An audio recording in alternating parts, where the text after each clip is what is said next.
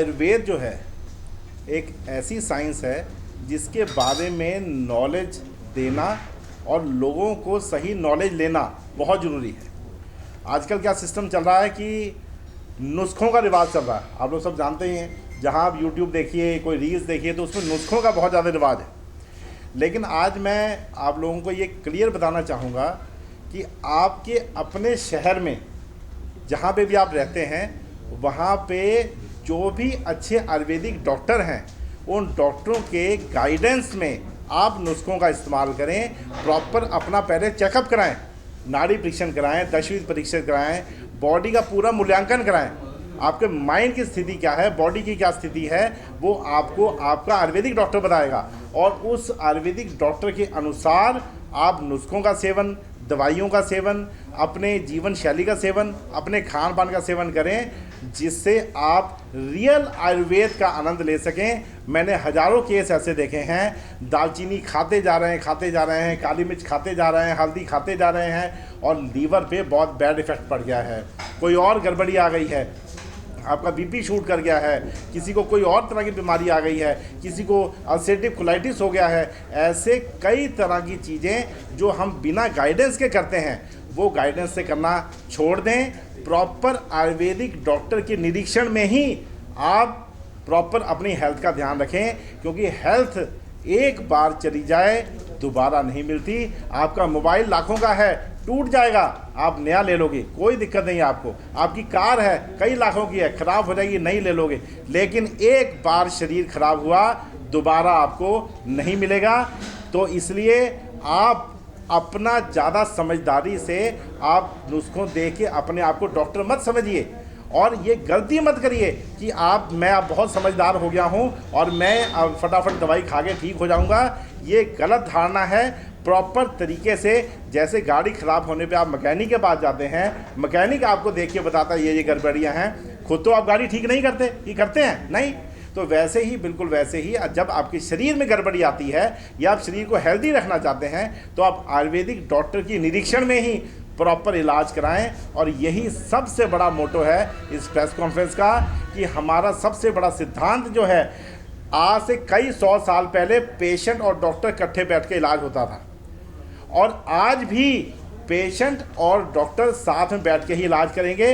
आज से कई साल बाद भी जितनी मर्जी साइंस डेवलप कर जाए, पेशेंट और डॉक्टर साथ में ही बैठ के इलाज करेंगे, और यही तरीका है, और यही तरीका सबसे सही है। सर, आयुर्वेद के बारे में आपने बात की है, आपका मकसद क्या है प्रेस कॉन्फ्रेंस करने का? यही सबसे बड़ा, यही कॉन्फ्रेंस सबसे बड़ा यही आंसर है कि जितने लोग हैं वो जो नुस्खों के क्राइटेरिया से उससे बाहर निकलकर आप सही तरीके से अपना इलाज कराएं।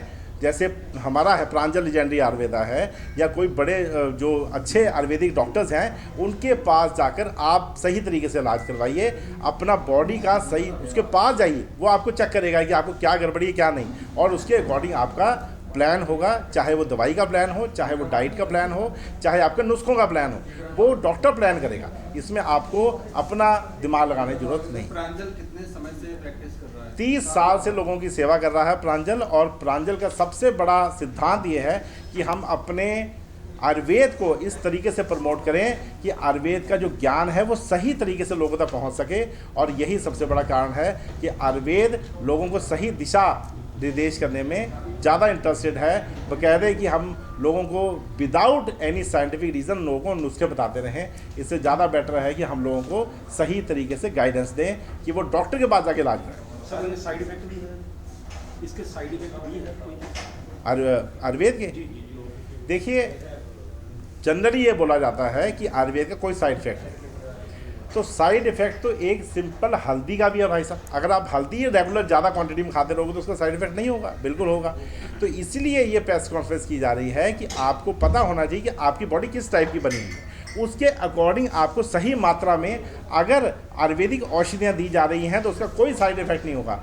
आप बिना मतलब के अगर कोई चीज़ खाते रहोगे, जैसे कई लोग हैं सुबह उठ के दालचीनी बहुत ज़्यादा क्वांटिटी में ले रहे हैं, काली मिर्च बहुत ज़्यादा क्वांटिटी में ले रहे हैं, या फिर मान लो पेठे का जूस ही ज़्यादा क्वांटिटी में ले रहे हैं, तो कहीं ना कहीं जो वो क्वांटिटी है वो आपको नुकसान करेगी। इसलिए सही क्वांटिटी और सही दवाई और सही इलाज ही सबसे इम्पोर्टेंट है। सर आजकल जो मेडिसिन बिक रही है आयुर्वेद में, रील्स पे आती हैं या लोग बहुत अपनी ऐड करते हैं, या उसमें बहुत जल्दी जो ठीक करने का दावा किया जाता है, स्टीरॉयड होता है उसमें?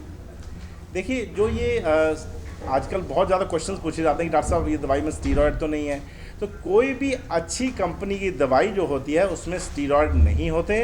और अगर कोई कंपनी ये क्लेम करती है या कोई व्यक्ति क्लेम करता है कि नहीं भाई आयुर्वेदिक दवाई में स्टीरॉयड होते हैं, ये बिल्कुल गलत है। अच्छी आयुर्वेदिक औषधियों में कोई स्टीरॉयड नहीं होते और आयुर्वेदिक औषधियाँ ही अपने आप में इतनी गुणकारी होती हैं कि वो जैसे शिरीष है, शिरीष अगर शिरीष हम दिया जाए वो नेचुरल स्टीरॉयड्स हैं जो कि बॉडी को ठीक करते हैं विदाउट एनी साइड इफेक्ट। तो ये अपना गुण है आयुर्वेदिक औषधियों का कि वो किस तरह काम करती है, अदरवाइज स्टीरॉयड होने के कोई चांस नहीं। सर नाड़ी परीक्षण से कौन सी बीमारी का इलाज है? नाड़ी परीक्षण से आपकी बॉडी टाइप पता चलती है। जैसे फॉर एग्जांपल किसी की व्यक्ति का पित्त अगर ज़्यादा है तो उसको बीपी होने के चांसेस, एसिडिटी होने के चांसेस, गैस बनने के चांसेस ज़्यादा हैं। तो जो लोग पित्त के लोग व्याधि वाले होते हैं उनको उस शरीर में वो बीमारियाँ ज़्यादा पाई जाती हैं। अगर कोई व्यक्ति पित्त वाला आता है तो उसको हम बोलेंगे तुम्हें स्किन की बीमारी ज़्यादा है या तुम्हें बीपी की प्रॉब्लम ज़्यादा है।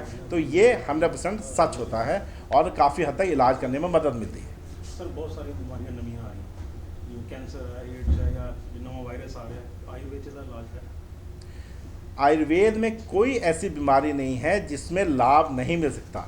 हर एक बीमारी, जो मर्जी बीमारी, आप जैसे वायरस की बात की, अभी तो सिर्फ कुछ ही तरह के वायरस सामने आए हैं, अभी कई लाख तरह के वायरस आने बाकी हैं।